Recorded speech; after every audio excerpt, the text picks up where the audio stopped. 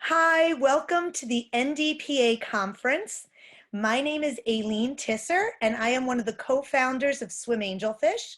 I'm here today with my partner, Cindy Friedman, who is the other co-founder of Swim Angelfish. And we're here to talk to you about special needs, adaptive swim training, and how it's life-changing. So without any further ado, we'd like to get started and talk to you first a little bit about the history of special needs adaptive swim training and what's available right now.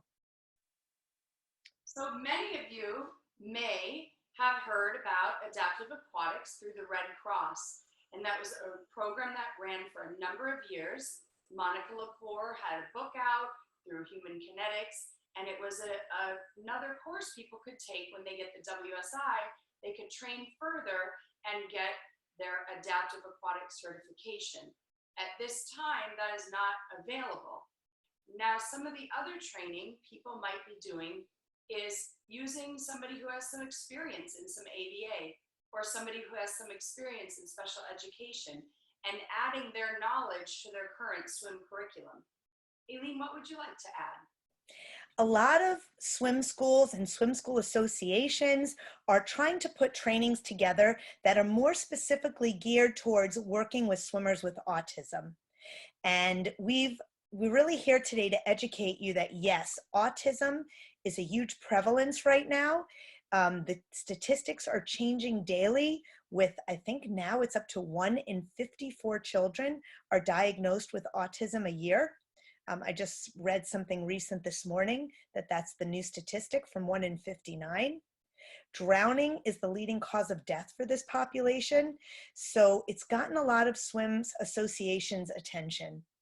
The reason that drowning is the leading cause of death for this population is because these children tend to be impulsive, they tend to have poor body awareness, they tend to be in this state of fight and flight and move very quickly, they tend to wander a lot, and they really don't have a good awareness of safety.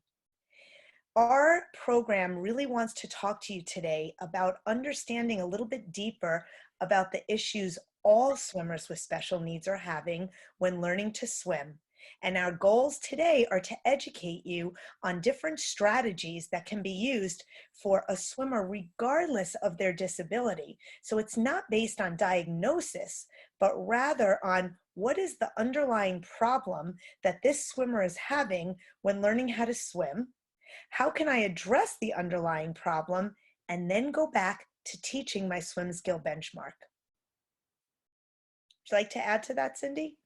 Yes, I think that there are some programs that people can get some basic education. For example, you might want to check out Children with Challenges, which offers an online course and gives you some really good basic information to help your facility with risk management, with lifeguard education, and gives your instructors some ideas of different kinds of challenges or disabilities that they might see in a swim program.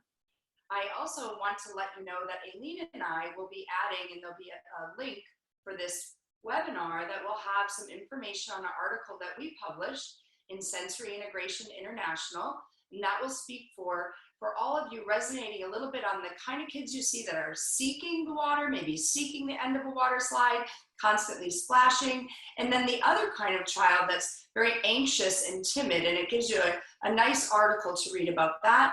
In addition, we have an article in Autism Parenting magazine, and we'll also be sharing that article with you for some additional resources of kind of understanding some of these challenges you might be seeing at the pool. We need to work together to give each other some resources for swimmers, either children or adults, that might have had trauma, that have just general discomfort and can't seem to reach a swim skill benchmark. If there's potentially a different way to work with that particular swimmer to avoid distress and to overcome the discomfort in order to reach swim skill benchmarks. And then we're all going to talk about kids with motor difficulties, physical disabilities, just general sensory challenges, and how we can help this population with the resources that we have found. So today it's about sharing resources, but then educating you on the resources that we have available so that you have some tools to put in your toolbox right after you hear this talk and get right to work when we're all back in the pool. It's really important to think about not only your swim instructors and making sure they're knowledgeable and educated on what to do with these swimmers, but thinking about your whole facility and your whole community. So it begins with the lifeguards. Do the lifeguards really understand how to lifeguard a swimmer with special needs and how that's a little bit different? For example, a child with auditory sensitivity or a child with autism that might be running around the pool deck, which isn't safe, would not respond the same way a typical child would respond. So a lifeguard is trained to just keep blowing their whistle and yelling, stop, no running. But this might get that child even more upset and might encourage this child to run even more, especially if the lifeguard tries to chase after them. So what we've done is we've put together a bunch of resources. They're free, they're on YouTube. If you go to YouTube and type in Swim Angelfish video, you can subscribe to the channel and you can see educational materials that are only 25 minutes long, specifically for lifeguarding swimmers with autism, specifically for coaching swimmers with special needs and how to integrate them into your swim team, specifically on equipment and how do you use different equipment with swimmers with special needs, as well as parent education. Why does my child swim the way they swim? And lastly, there's a webinar just on tips, extra swim tips on how to overcome roadblocks in addition to what we teach in our training when you're working with swimmers with special needs. So first thing we want you thinking about is educating your parents, staff, swim coaches, and your whole facility so that these swimmers and their families feel accepted and embraced in your program. Is there something you'd like to add to that, Cindy? I think adding at your facility, adding a 25-minute in-service for the lifeguards to watch a video that talks about the soft signs to approach differently, adding this free resource to their already existing lifeguarding training may avoid an incident. And so if somebody has risky behavior and a lifeguard does what they're trained to do, potentially it could cause an increase in the risky behavior. If there was an aquatic in-service on lifeguarding, soft signs to approach differently, it would speak to maybe somebody who just has ADHD, maybe somebody with physical or sensory motor issues, but it would allow you the peace of mind to know that you use this free resource to educate your community and your aquatic center with the tools that you need to keep your facility safe for the special needs adaptive swim population. So why are we all here today? We're all here today because we have the common mission of being a part of something bigger than ourselves and being a part of the NDPA and decreasing this drowning statistic for all of our swimmers.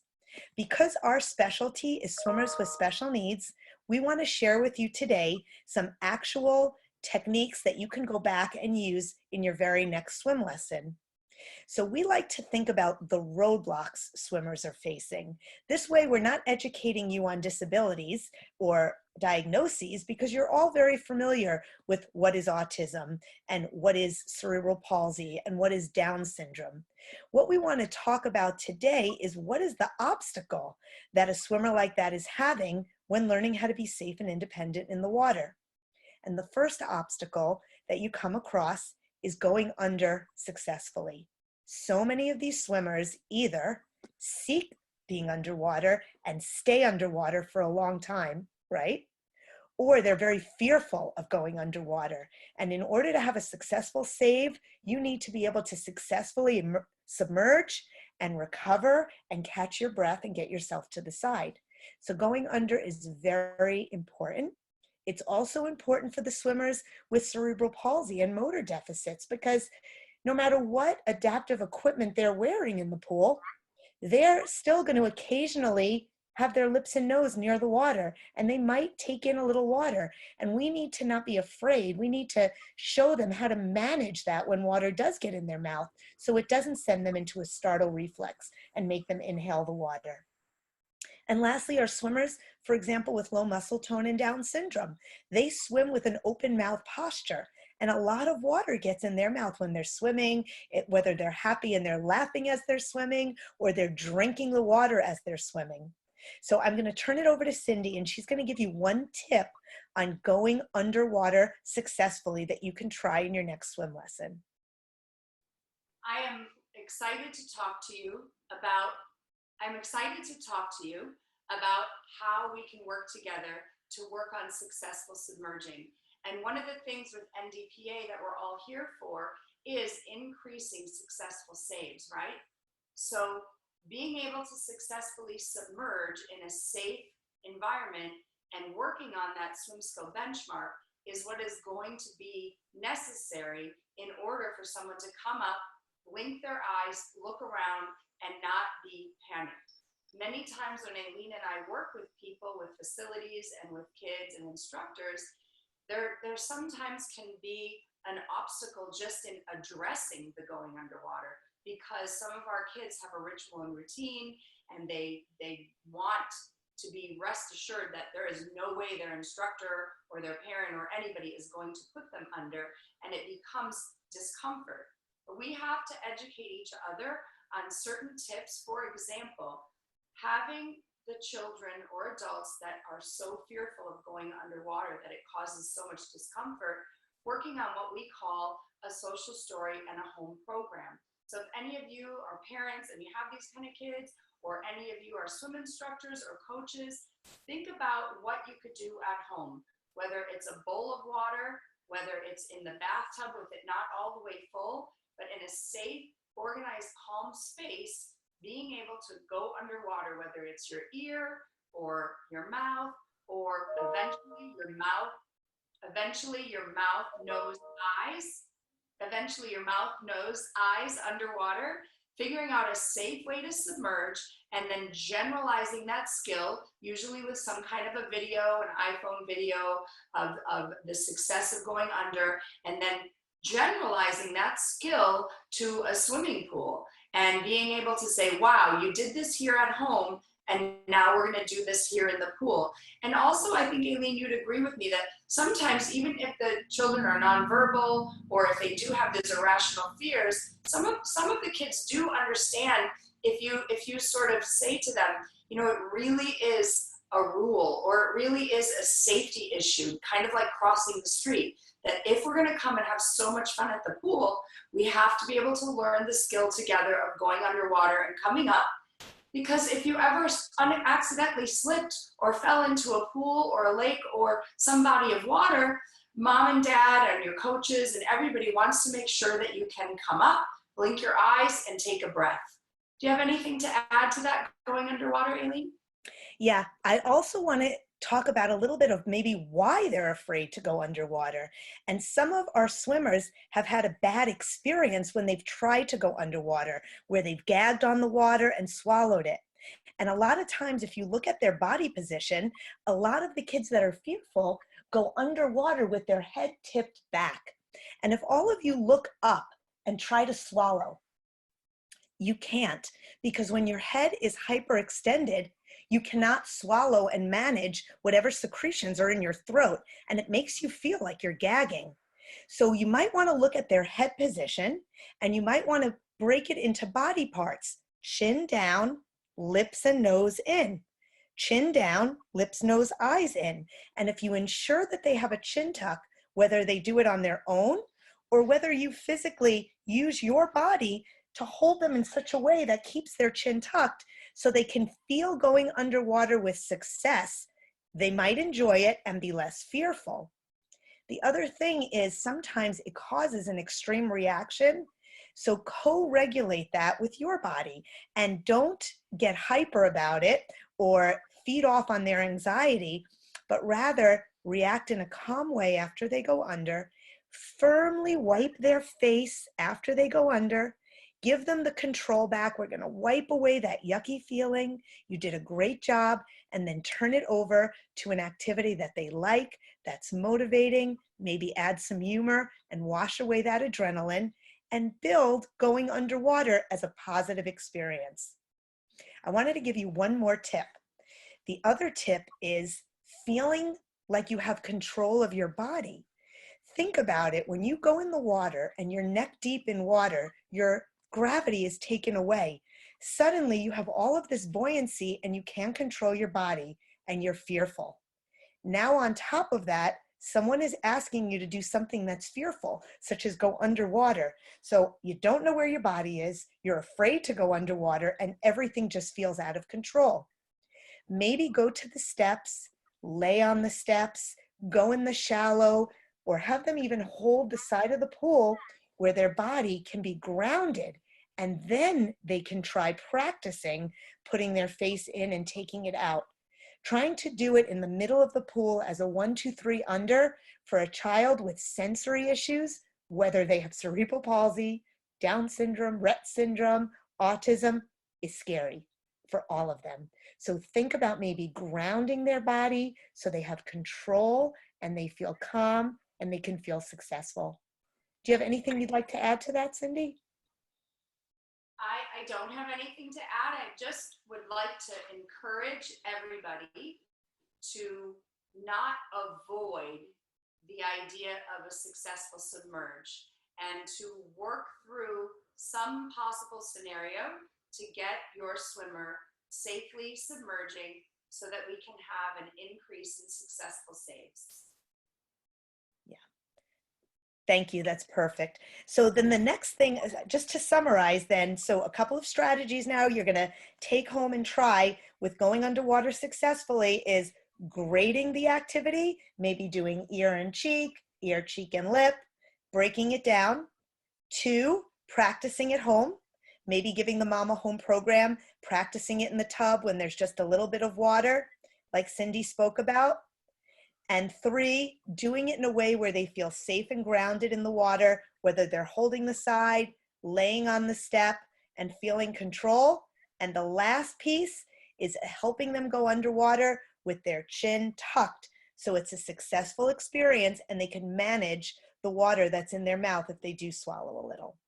So moving on from that roadblock, we'd like to talk about the next roadblock that really impacts somebody not being able to be safe and potentially drown. And that would be, how do I control my body? Because when someone feels like they cannot control their body, they feel panicked, they're in fight and flight, and anxiety is just totally induced when they're in the water.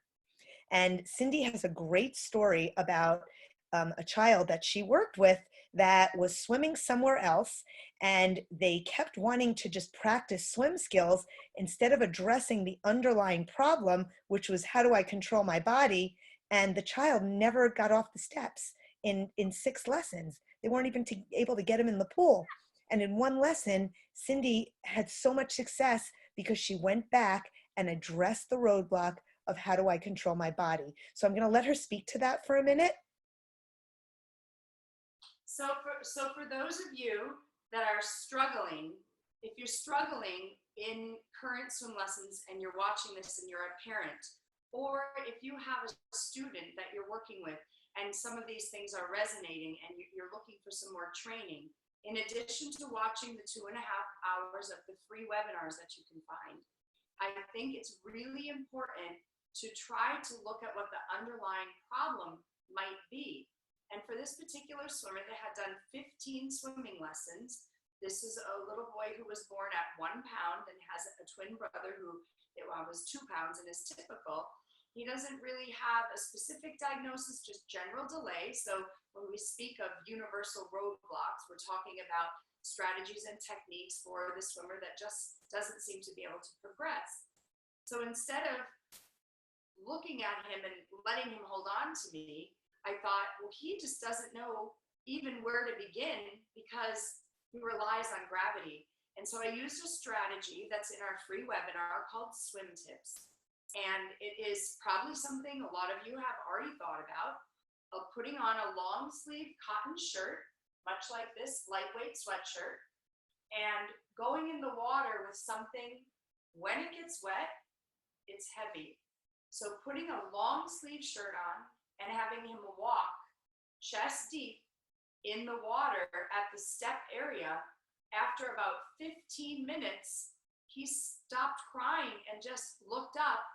And eventually, by the end of the first 30-minute lesson, was smiling in the pool and able to put his hands on my shoulder and take a few laps on his stomach, roll over and take a few laps on his back, and really begin to figure out how to control his body in the viscosity and the turbulence and the buoyancy of the environment of the pool. So being able to control your body helps us reduce some of these accidents that we're talking about, because when you're able to figure out where you are, then you're able to figure out, hopefully, how to grab onto the side, or how to find your feet, or how to roll over and take a piece of equipment. Ailene, did you have anything you wanted to add to that? No, but what I love so much about that story, Cindy, is in one lesson, you took the experience of the water being petrifying and not even wanting to step in it, to associating it with something that's positive. So from there, you can build on swim skills. If we can teach our swimmers how to be comfortable and love being in the water, the swimming piece is going to come a lot easier. So I just think it's super valuable information. I believe that in special needs adaptive swim, it is really necessary to investigate and to watch, whether you're a parent or a swim coach or a teacher, and look at it with a different set of eyes that's more like outside of the box looking at it. Ailene and I always say, like, you can't fix going underwater by just saying go underwater, go underwater. And the same thing holds true for how do I control my body. Because I'm an occupational therapist and Ailene is a physical therapist, and we have a large background in sort of looking at what the underlying problem must be, it resonated to us with swim curriculums that if you can combine some strategies and techniques that relate to the underlying problem of special needs adaptive swimmers, you can really make progress faster and with less discomfort. So looking with eyes that are outside of your realm of reaching this swim skill benchmark and getting to this group of class, and stepping back and saying, okay, what actually is the problem? And maybe if it's this, what can I try to avoid distress or discomfort? So in summary, the tool and the tip that you've just learned for how do I control my body is to put something that would provide weight and a heaviness, whether it's a cotton shirt, whether it's wearing pajamas in the pool, whether it's putting on cotton socks, or even having a towel over their shoulders in the water and letting them move around, feeling where their body is and having the control over the buoyancy. They were then able to trust moving on their belly and moving on their back with support. The other tip I want to give you is to remember to still grade this. So the how I control my body, everything about that was keeping that swimmer's feet on the ground. What do you do now to get them comfortable lifting their feet off the ground? And my tip for that would be the same type of learning how to control being on their belly and being on their back, but giving them external equipment to help. So for example, we do a lot with sitting on a noodle, because we like how when you sit on a noodle like a horse, it goes up the middle of your body. So the noodle's in front and in back, and it gives the kids a real sense of this is where the middle of my body is. And we do a lot of bouncing, because bouncing helps you feel where your body is in space. So Cindy helped her swimmer move on his belly and move on his back by him holding her shoulders. How about a next step to that, to be sitting on the noodle, holding two dumbbells so you have extra support, and having him slowly move onto his belly and kick, stand up and jump, get yourself organized again, and then tip onto your back, holding your dumbbells and the noodle, and sit back up again. So grading that, controlling my belly and my back before you take away all equipment and you start to work on a swim skill. Is there anything you want to add to that, Cindy, before we move on? Well, I'm just thinking if you're a parent and you are like a few of the parents that I have had, Ailene and I have the luxury here that we only see students with special needs in our program. So we do private, semi-private, and small group, and we specialize for the past 21 years in only seeing people that have discomfort. Maybe they have trauma, maybe they have autism, anxiety. And as we're talking, Ailene, I'm thinking about the number of times I've gotten these kind of kids actually. So if you're a parent and you're thinking to yourself, oh yeah, but not my kid, it doesn't work. I have another story I just wanted to share. A little boy named Brady, and he was swimming with our trained swim whisperer staff, and it was 4 or 5 times, and he wouldn't stop crying. And the parents had a lake house. I think they had a swimming pool in their backyard, and he was like 7 years old, and nothing was working.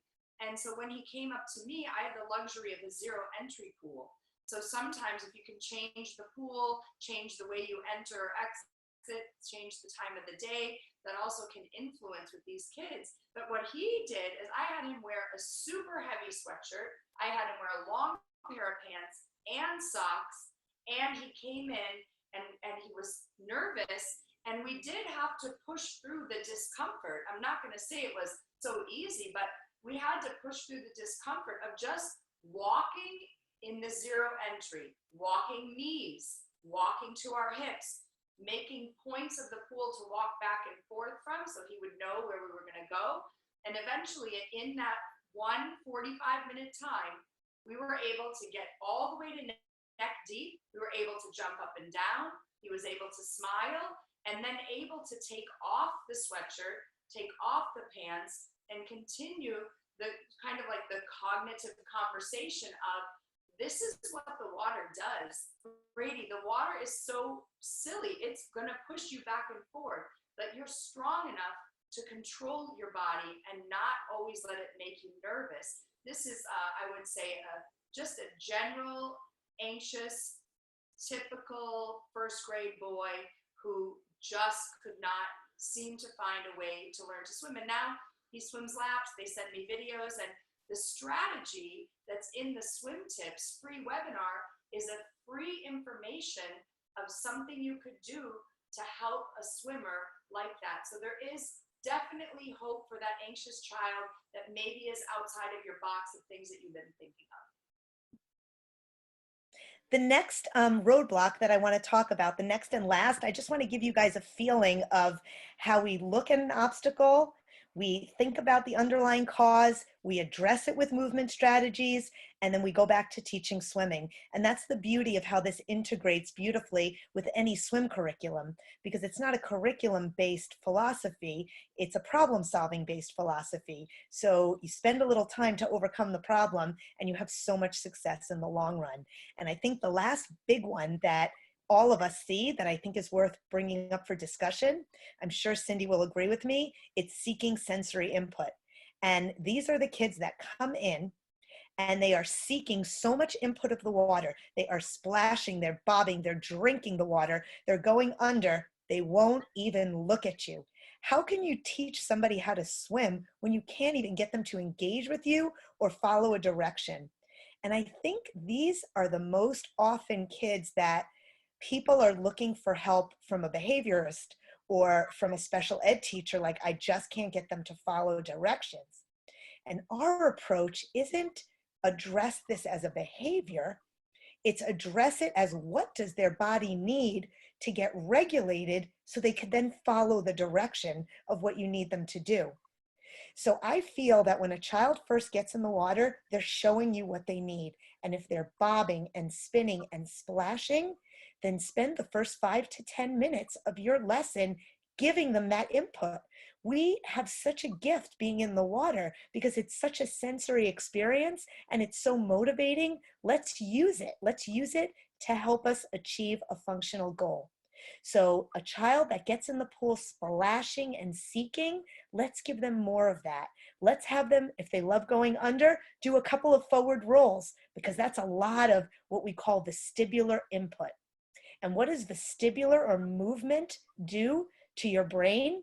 It releases a neurochemical called histamine, which is a balancing neurochemical. So it kind of balances you out. So some kind of rolling, some kind of linear movement, maybe with barbells and crashing, jumping up and down, moving in a circle and spinning with them.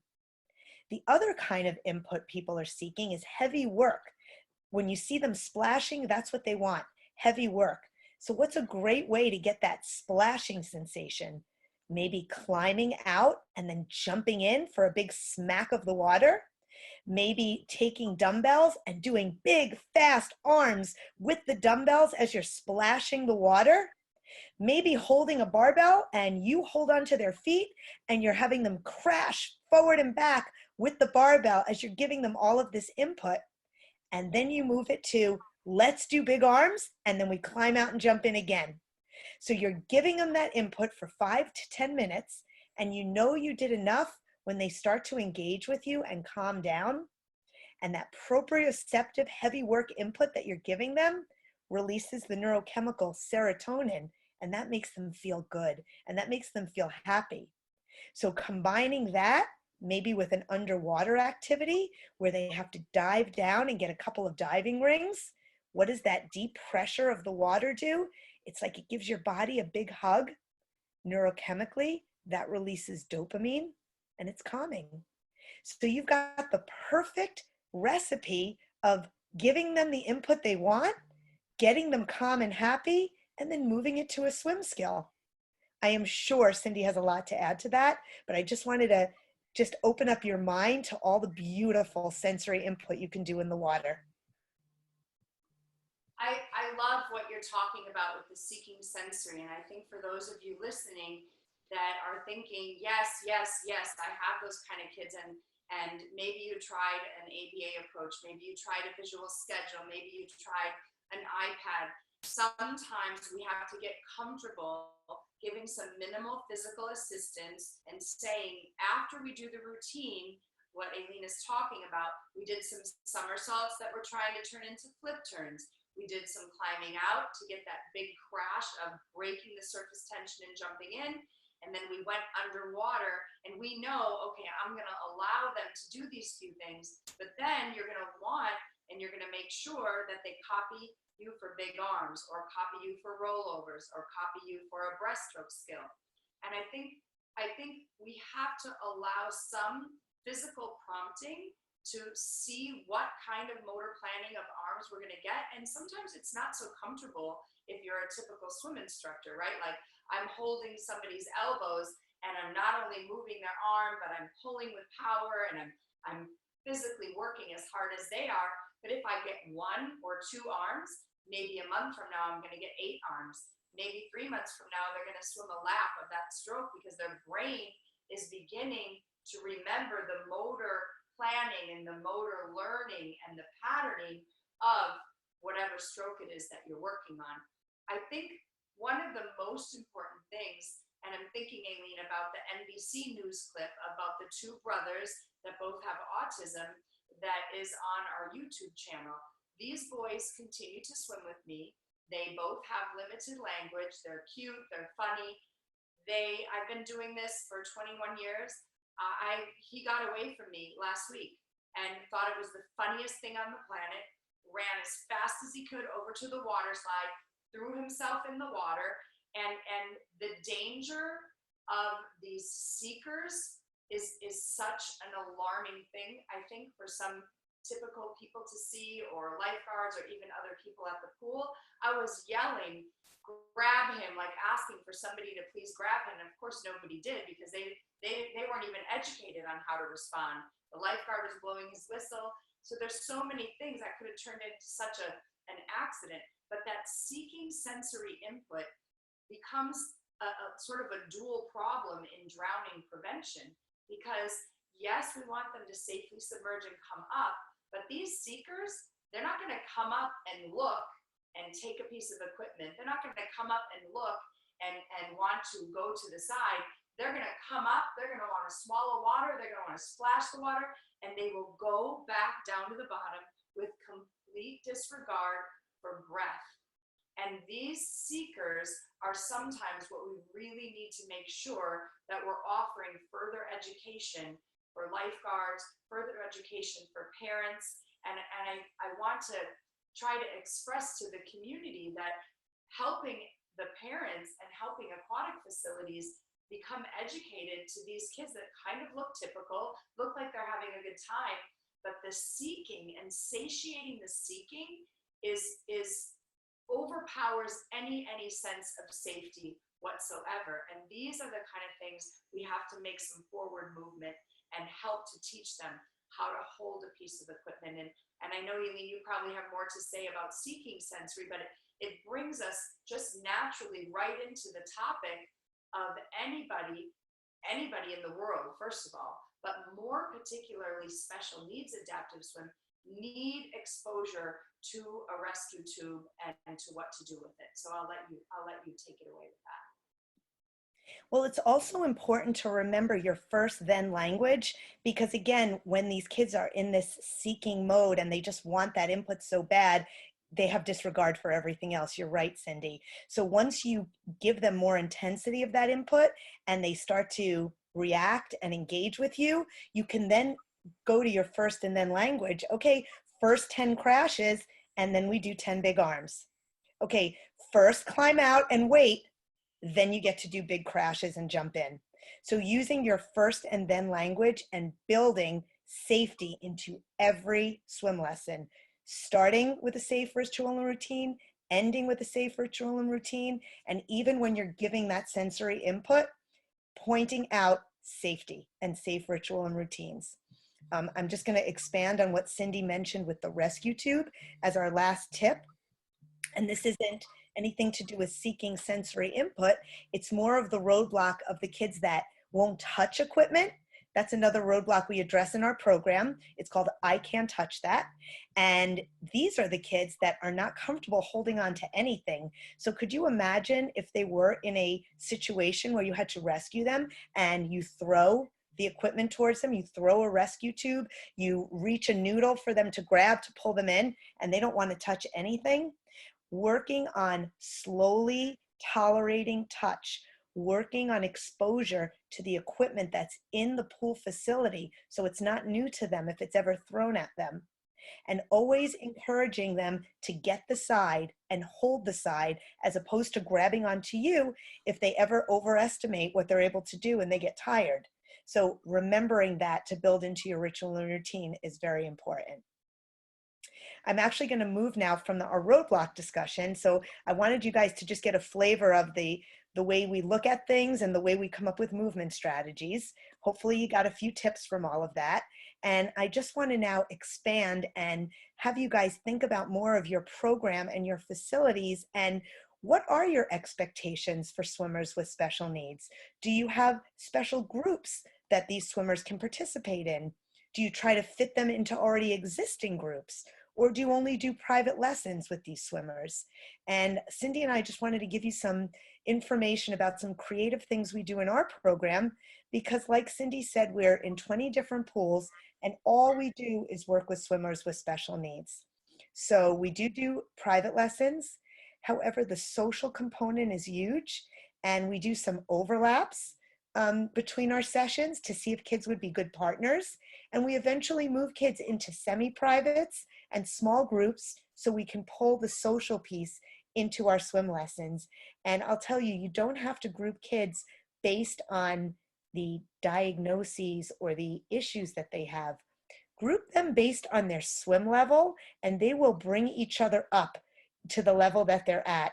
We've had kids that are verbal but anxious with nonverbal kids that are great swimmers, and they become the best of friends. So be creative in your grouping and think about skills as opposed to the actual child's age and possibly diagnosis. Would you like to talk about some of the groups that you do, Cindy? I would like to say that I really see a lot of information out there about, I know the YMCA is doing a lot of things with global diversity, and a lot of swimming organizations are, I know we were just at AOAP, for example, and they're having committees on what are we doing for inclusion and what are we doing for diversity. So we trying to serve that entire gamut of moving from a private to a semi-private to a small group to going to a typical swim swim program, and many of you probably are somewhere in one of those spaces. So it might be that you have a swimmer and they're including them in a group, but it's not quite giving you what you expected as a parent for them to reach the swim skill benchmark. Some of you may be developing wait lists for some kids or families with sensory issues.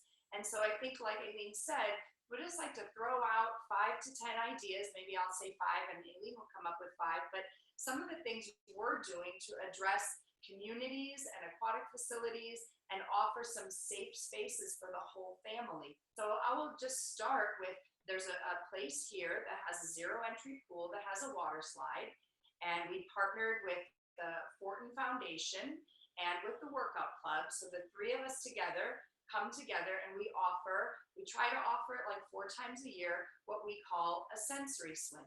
And by partnering with these other organizations, it's really helpful in running the event. So we have the lifeguards watch the lifeguard webinar. We have volunteers that are checking people in, somebody at the top of the slide, somebody at the bottom, somebody over by the block, but we prepare ourselves just generally with an in-service on the things we can do to keep things safe. And then the experience is so beautiful because swimming is the one activity that anybody with a special need can do in the water with their family. So you see just beautiful experiences of, oh my gosh, he never got to play with Josh in a space on land because Josh was in his wheelchair and they never got to be goofing around going underwater together. Or, you know, he really doesn't pay much attention to his brother, but when we were in the pool, they had a splash fight and it so warmed my heart to see the splash fight. So offering some kind of organized, structured, sensory swim that offers you the opportunity to educate the lifeguards at that aquatic facility, that offers parents a safe space to know, hey, when I walk in the locker room and my child is screaming, nobody's gonna ask me any questions. And it offers a sense of community and friendship and helps the siblings also be included. So that's one thing that we've been doing, and we're finding that it's a really great program and meets the needs. And well, who doesn't want something to do on a Friday or Saturday night or a Sunday night? In our own program, we have developed these little cute names of things because we have a lot of wait lists here. And we have a lot of people that say, yes, we could go to typical swimming lessons now, but we really love the idea of trying to get a little bit stronger. So we came up with just acronyms for things, and you could come up with fins and funs or mermaids and movement or whatever you want to come up with. But we came up with Swim Strong and then just made an acronym for strong, and Swim Squad, which is more of a social fun, because who out there as a parent notices that when your child swims, they seem to be a little bit happier and maybe they listen a little bit more. And the containment of the pool, for some of the parents, you're not running around at a playground chasing after them. You actually have some environmental things working for you for containment. So the swim squad and the social, high five your friend, then go underwater and yell, trade noodles, climb out together, put your hands in the air, touch your toes, high 10 your friend. Sometimes those are limited social experiences in our general eyes, but to the parents of some of these kids, they're like, my child never turns and high tens like he does in the pool, or counts before they jump in, or gets to be the leader. So we came up with the cute little names for a few groups, and it focuses on swim skills, but it also focuses sometimes on strength, sometimes on social, and sometimes actually on some swim teams that we do. And we have all different variety of swim teams. Some of my swim teams, the kids use a little bit of float or a flipper, and they whisper in my ear, don't tell them I have a float on, and they just want to be part of a team. And what comes back to us in our program when we offer these options of groups is Ailene and I are like, oh my gosh, they have never had the opportunity to go home and say they're part of a team like their brothers and sisters are saying they're on a soccer team and basketball team. So it really is a rewarding thing all the way around to develop some kind of, whether it's inclusion or whether it's some kind of diversity groups, or whether it's taking 4 kids who happen to have autism, or 2 people that might have Down syndrome, 1 person with autism, somebody that uses a wheelchair. You will be so surprised by the comments and the social and the genuine happiness that comes out of those groups. And so just encourage you really to think out of the box of what kind of water experience would offer inclusion, would offer social, and would offer parents an opportunity to have more time in the water. What would you like to add to that, Ailene? I got kind of excited. I actually have a little bit of a funny story that Cindy's not going to remember, and when I bring it up, she's going to laugh. But talking about how special these groups are, back in the early days when we used to do these groups, we did have them more in, more age appropriate. So it would be like a lot of the older boys with sensory issues were in a group. And one day we're working at the pool together, and I'm working with a very physically impaired boy that can't even hold his head up. And he is telling me he wants to be in that group that Cindy is doing. And I thought at first, oh God, like there's no way, like I can't do it. They're like working on butterfly and flip turns and jumping in, and this boy cannot even hold up his head. And we looked at each other. Do you remember this, Cindy? And we got together and we said, whenever Wyatt lifts up his head, you guys jump in. So quickly, everybody climb out. And we made Wyatt the assistant coach. And he went in front of the boys. And every time he'd lift up his head and hold it up there, they'd all jump in. And every time he did a certain movement with his body, they would all respond and do something else. And we had him for the last 10 minutes of his group join that group. And it was beautiful. And what Cindy said, the happiness in the families and in the kids, it just makes it all worth it. It's beautiful. I'm going to now talk about another little group that I do for kids that are under 3. I do a Mom and Me class. We call it the Jumpstart Angelfish class. And it's for those kids that just want to have a comfortable way to experience water and learn some beginning swim skills with their parent and empower the parent to get them to feel comfortable in the water so that eventually they could move into a private swim lesson. And a lot of these kids have physical issues and a lot of therapy needs. So being in the water is so incredibly therapeutic for them. And we call it our Mom and Me class. We start out with a circle time song, getting everybody comfortable with all of the movements that the kids do. We add a couple of activities that are good for sensory. We add a couple of activities that are good for core strength. And then we add some swim skills, and we always close it with a little social group and a song. And one of the best parts about this group is the graduates of our program that are 20, 25, even 30 years old with special needs come back and volunteer with me. They set up the equipment, they bring the toys to the kids, they motivate the parents, and it just creates this community and this family where nothing is impossible. We're accepting the meltdown in a corner. We're looking forward to our child being able to be like my volunteer that's incredibly comfortable in the water and incredibly verbal and wonderful. And it just creates this really happy family. So a Mom and Me type of experience. And it also feeds our special needs programs because all of these kids end up coming into our program one way or the other. The other thing I want to talk about is Special Olympics. And I don't know if any of you have joined with the Special Olympics in your communities, but we have our different swim teams and we have all of our different levels of swimmers, but we do encourage them to be in the Special Olympics, and we arrange some special practices for the kids that are in the Special Olympics where we can work on similar skills. So for example, in the Special Olympics, freestyle means just staying on your stomach, not letting your feet touch the floor, and getting from one end of the pool to the other end of the pool without walking and touching the wall. So most of our swimmers, in the beginning participate in freestyle, but let me tell you, when you think of what's possible and what the potential is, we have swimmers doing flip turns. We have swimmers doing butterfly. We have swimmers with 6-packs and lats on them that would just make your jaw drop because of how strong they are. And it was our second year in the Special Olympics last year. And I swear to you, everybody thought we were like the Michael Phelps team of the Special Olympics. Our swimmers were so strong and so fit, and everyone was winning gold medals.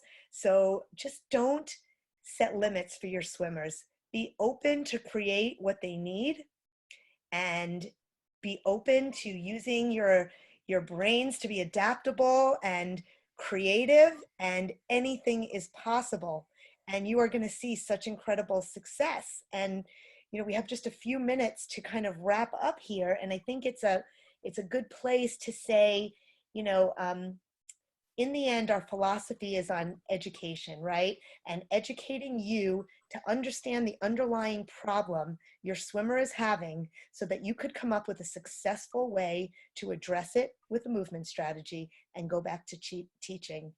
What's life-changing about this is, one, you are getting swimmers with any kind of special needs safe and independent in the water.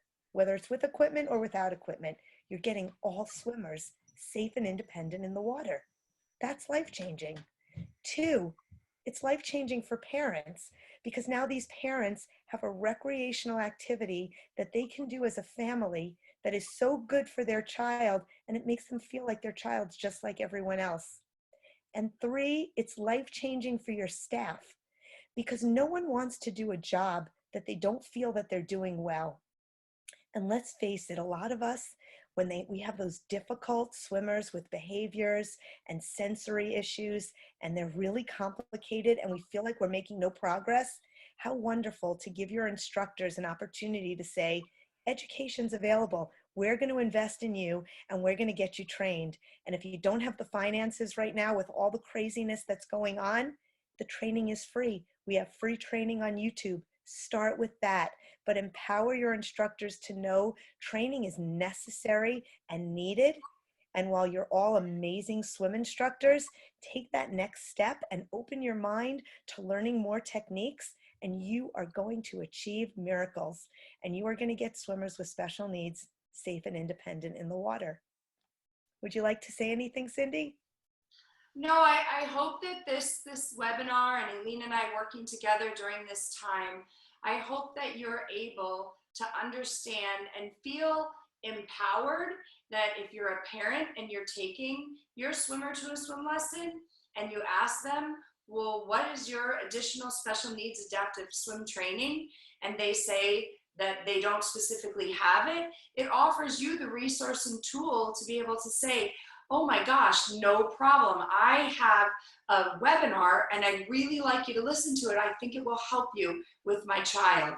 These are the ways that I think you can help my swimmer. You can bring in some pictures, you could bring in an iPad, you could let them know all of the things you personally, but they need to have some kind of strategies and techniques beyond their swim curriculum that's going to allow them to identify underlying problems, overcome roadblocks, and use easy strategies and techniques that they can get 14 of them on the Swim Tips free webinar to get started. And so it will complement everything the parent gives. It will complement all of the swim skill benchmarks that they already know how to teach, and it will keep the process evolving so that everybody can make progress and become as independent as possible. Because let's face it, probably everybody listening has some kind of independent recreation and leisure that's either in, near, or around a lake, an ocean, or some type of water. And a lot of us in the world are drawn to water.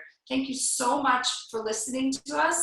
And I hope that you're safe and happy and healthy and surviving these times. Thank you, and we're here for you. If you need more information, just reach out to us at swimangelfish.com, and have a wonderful day.